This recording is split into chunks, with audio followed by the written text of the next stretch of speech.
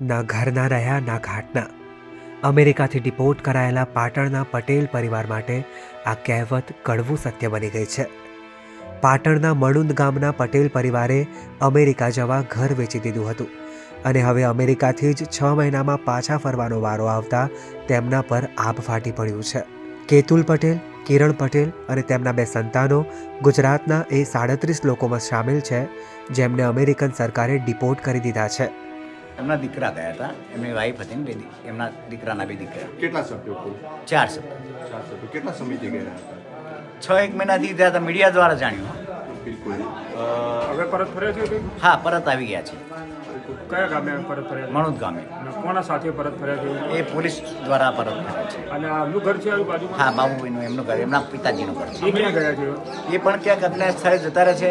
ગભરાટના માર્યા, પોલીસનો ગભરાટ, સમાજનો ગભરાટ, પૈસાનો ગભરાટ, એ ગભરાટના મારે તાળું મારીને ક્યાંક જતા રહેલા છે. એ અત્યારે હાજર નથી. કેતુલ પટેલ તેમના પત્ની અને 2 સંતાન સાથે 25 વર્ષ પહેલાં મણુંદ છોડી સુરત સ્થાયી થયા હતા. તે વખતે કેતુલ પટેલ સુરતમાં હીરા ઉદ્યોગમાં નોકરી કરતા, જેમાં મંદી આવતા તેઓ ઘર વેચી પરિવાર સાથે એજન્ટ મારફતે અમેરિકા પહોંચી ગયા. પરંતુ કિસ્મતની કઠણાઈ તો જુઓ. ઘર-બાર વેચી જીવના જોખમે અમેરિકા ગયેલા આ પરિવારને 6 જ મહિનામાં ભારત પાછું આવી જવું પડ્યું. ખર્ચા તો ખૂબ ખાયા છે. એને છોકરો નોકરી કરતો હતો સુરતમાં. સુરતમાં જાણવા જ મળ્યું છે મીડિયા દ્વારા કે સુરતમાં પણ એનું મકાન એને વેચીને ગયો. એ બધી પ્રોપર્ટી લોસ કરીને ગયો છે, પણ સરકાર દ્વારા ત્યાંથી ડિપોર્ટ કરવામાં આવ્યો છે. એટલે એ પણ કન્ફ્યુઝમાં હોય અને પરિવાર પણ કન્ફ્યુઝમાં છે.